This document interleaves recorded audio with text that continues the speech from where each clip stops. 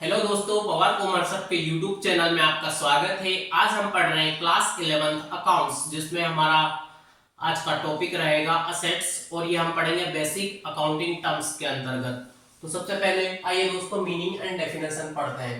Assets assets are the properties, tangible assets and intangible assets owned by entity और enterprise. इसका मतलब है कि असेट्स जो कि टेंजिबल असेट्स होगी। टेंजिबल असेट्स क्या हो सकती है? वो असेट्स जिन्हें हम फिजिकली टच कर सकते हैं, जिन्हें हम देख सकते हैं, जैसे कि आपका लैंड, बिल्डिंग, फर्नीचर, मशीनरी, ये आपका टेंजिबल असेट्स के अंतर्गत आएगा। And intangible assets, intangible assets वो असेट्स होती है जो कि एक्चुअल में असेट्स तो है लेकिन आप उन्हें देख और छू नहीं सकते हैं। वो एक तरह से वैल्यूज है। वैल्यूज कैसे? जैसे गुडविल जो कि बिजनेस की वैल्यू है, और इसके बाद में आप पेटेंट, कॉपीराइट, ट्रेडमार्क, ये सब आपका इंटेंजिबल असेट्स के अंतर्गत आएगा। तो असेट्स आर द प्रॉपर्टीज जिसमें कि tangible and intangible owned by entity और इंटरप्राइजेस, जो कि इंटरप्राइजेस या एंटिटी के अधिकार में है, कंट्रोल में है, असेट्स कहलाएगी।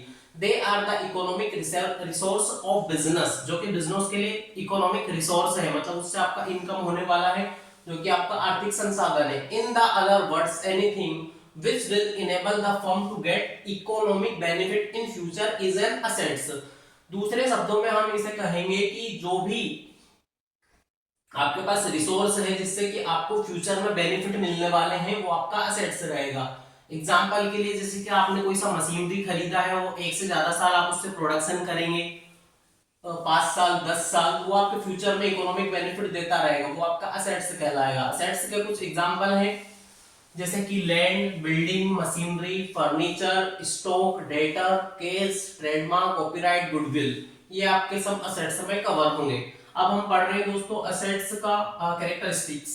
Assets should have the following characteristics. क्या कैरेक्टरिस्टिक्स होना चाहिए? It should be owned by the business, या बिजनेस के अधिकार क्षेत्र में होना चाहिए और बिजनेस का उस असेट्स पर कंट्रोल होना चाहिए। इट मे बी टेंजिबल और इंटेंजिबल फॉर्म, मतलब वही फिजिकल असेट्स भी हो सकता है या फिर आपका इंटेंजिबल भी हो सकता है। It should have some value, जो भी आपका असेट्स है उसका वैल्यू होना चाहिए। फॉर एग्जांपल आपने मशीनरी खरीदा है, जैसे 2 लाख का मशीनरी खरीदा है, उसका डेप्रिसिएशन लग रहा है, इसके बाद उसकी डब्ल्यूडी वैल्यू चल रही है, तो उसका एक वैल्यूज होना चाहिए। It should be capable of being measured in money terms, मतलब उसे हम मनी टर्म्स में देख सकते हैं कि इसका, फॉर एग्जांपल की गुडविल भी है तो गुडविल का भी एक आपका वैल्यू होना चाहिए कि इतने की गुडविल हमारी है, या पेटेंट है, कॉपीराइट है, चाहे टेंजिबल असेट्स हो या इंटेंजिबल, उसको हम मनी टर्म्स में हमें मेजर होना चाहिए उसका वैल्यू।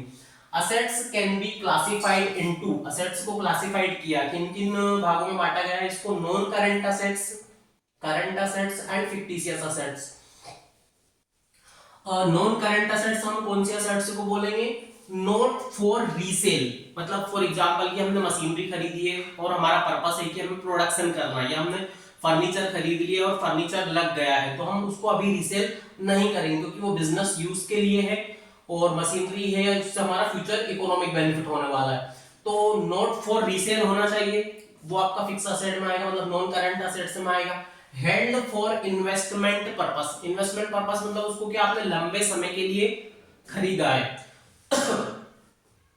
और facilitate business operation, business operation लेके आएगा, मतलब वही आपका मशीनरी हो गया चाहे फर्नीचर हो गया, तो वो आपके बिजनेस को ऑपरेशन में आगे बढ़ाएगा। और हेल्ड फॉर इन्वेस्टमेंट मतलब एक से ज्यादा साल के लिए आपने वहां पर इन्वेस्टमेंट कर रखा है। नॉर्मल ऑपरेटिंग साइकिल आपका 1 साल का चलता है, 1 साल से जो भी ज्यादा टाइम के लिए रहेगा वो आपका लॉन्ग टर्म असेट्स हो जाएगा, और लॉन्ग टर्म असेट्स आपका होगा नॉन करंट असेट्स के अंतर्गत।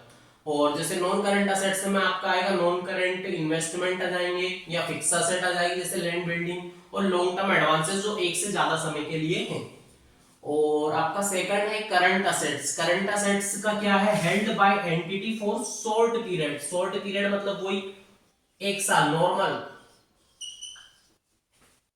जो कि हमारा नॉर्मल ऑपरेटिंग साइकिल है 1 साल, तो 1 साल के अंतर 1 साल के लिए आपने हेल्ड कर रखा है जिसको, मतलब शॉर्ट पीरियड के लिए, उसको आप कन्वर्ट करेंगे केस में। फॉर एग्जांपल इसमें आएगा आपका स्टॉक, आपने गुड्स परचेस किया है, कुछ टाइम में उसको बेच दिया है, मतलब उससे केस कन्वर्ट हो गई है, जो भी आपने मार्जिन कमा लिया है उससे। इसके बाद फॉर एग्जांपल डेटर हो गया आपका, डेटर को आपने उधार में माल बेचा है, 30 दिन, 45 दिन, 60 दिन का क्रेडिट पीरियड दिया है, तो इतने दिन के बाद में आपका